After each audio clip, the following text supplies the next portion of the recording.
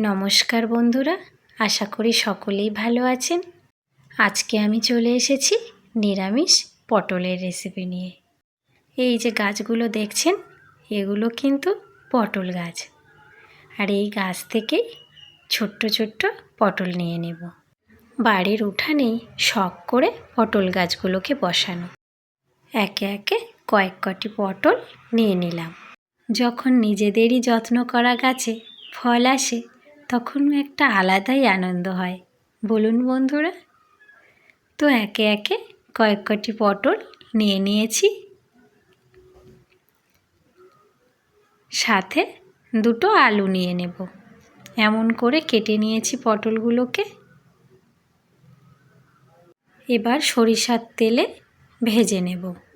আমি আমার বন্ধুদেরকে বলবো, SRM কিচেন অ্যান্ড ব্লগ চ্যানেলটিতে নতুন নতুন ভিডিও পেতে সাবস্ক্রাইব করে পাশে থাকবেন। পটলগুলোকে এরকম লালচে করে ভেজে নিয়েছি। এবার আলুগুলোকে ভেজে নেব।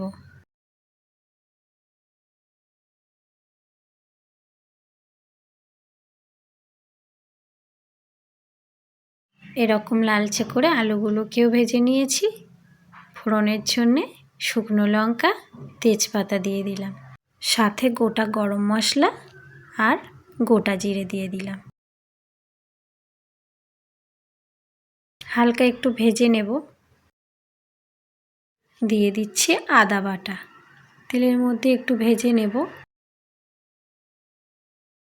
দিয়ে দিচ্ছি টমেটো পেস্ট, একটু নাড়াচাড়া করে কষে নেব।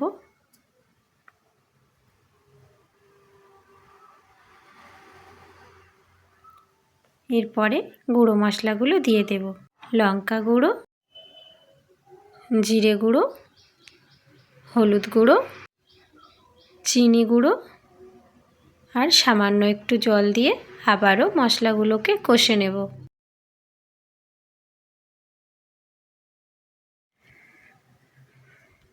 এবার দিয়ে দেব পোস্ত আর কাজু বাদাম বাটা, সাথে সামান্য জল দিয়ে দিলাম। আবারও হালকা একটু নেড়ে নেব।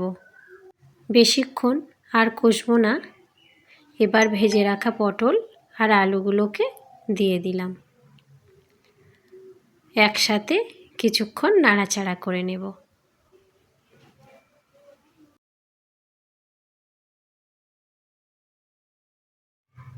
এবার হালকা উষ্ণ গরম জল দিয়ে দেব পরিমাণ মতো।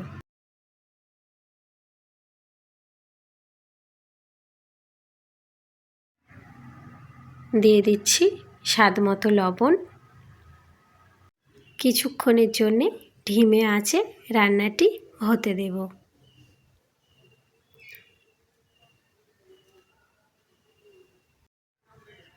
একটু গরম মশলা ছড়িয়ে দিলাম। দেখুন ঝোলটা গাঢ় হয়ে এসেছে। নিরামিষ পটলের এই রেসিপিটি কেমন হয়েছে অবশ্যই আমাকে জানাবেন। উপর থেকে একটু পোস্ত ছড়িয়ে দিলাম, এতে দেখতেও বেশ লাগবে আর খেতেও। ভিডিওটি সম্পূর্ণ দেখার জন্যে ধন্যবাদ সকলকেই।